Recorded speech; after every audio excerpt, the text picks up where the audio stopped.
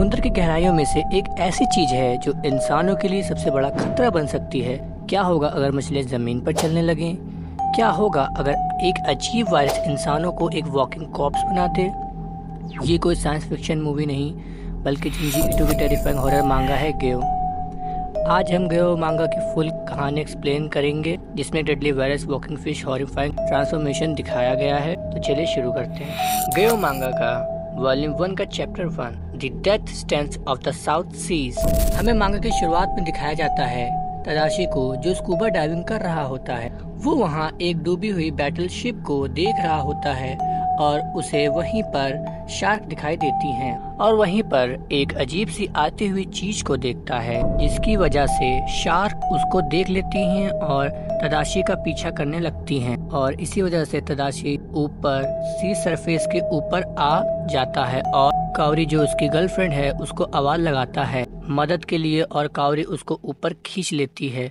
फिर तदाशी उसी चीज के बारे में कावरी को बताता है कि वह कैसे टॉर्पीडो की तरह मेरे बगल से गुजरा और वह उसे देख भी नहीं पाया और वह कोई मछली की तरह नहीं तैर रहा था। और फिर कावरी तदाशी से घर जाने को कहती है। उसको समुद्र की गंदी बदबू बीमार कर रही होती है। इसी वजह से कावरी को लेकर तदाशी घर की ओर निकलने लगता है और घर जाते वक्त उसे एक फिश मार्केट दिखती है जहाँ पे मछलियों से बहुत बदबू आ रही होती है। फिर हमें शाम का सीन दिखाया जाता है जब कावरी और तदाशी सोने लगते हैं, मगर कावरी तदाशी को शावर करने के लिए कहती है। तदाशी सीन बनाने का सोचता है, बट कावरी तो उसके मुंह पे ही उसकी बेइज्जती कर देती है और ब्रश करने के लिए कह देती है। ऐसे करते करते इन दोनों के बीच बहस हो जाती है और गुस्से में आकर कावरी घर के बाहर चली जाती है और फिर तदाशी उसके पीछे कावरी को ढूंढने के लिए जाता है, मगर तदाशी को कावरी कहीं नहीं मिलती है। तदाशी जंगल में जाता है और उसको वहाँ से एक अजीब स्मेल आ रही होती है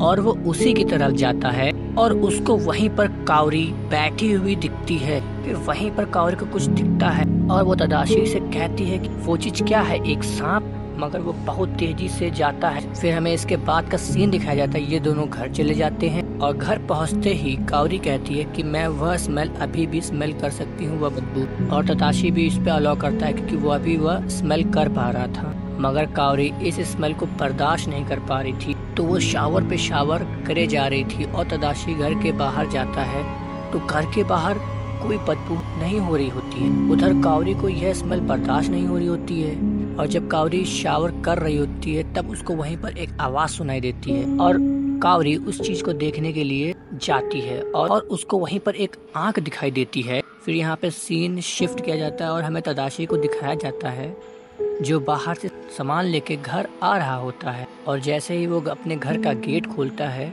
और वैसे ही उसको इतनी तेज गंदी स्मेल आती है कि तदाशी भी वह बर्दाश्त नहीं कर पा रहा था और वह एक फ्रेश स्प्रे लेके वो घर के अंदर जाता है कावरी को ढूंढने और तदाशी को कावरी बेहोश जमीन पर पड़ी मिलती है। फिर तदाशी कावरी को उठाने लगता है, तभी उसको अपने घर के ऊपर से कुछ आवाजें आ रही होती हैं और तदाशी फिर उस आवाज के पीछे जाने लगता है और तदाशी फिर एक सामान उठाता है कि उस चीज को मारने के लिए।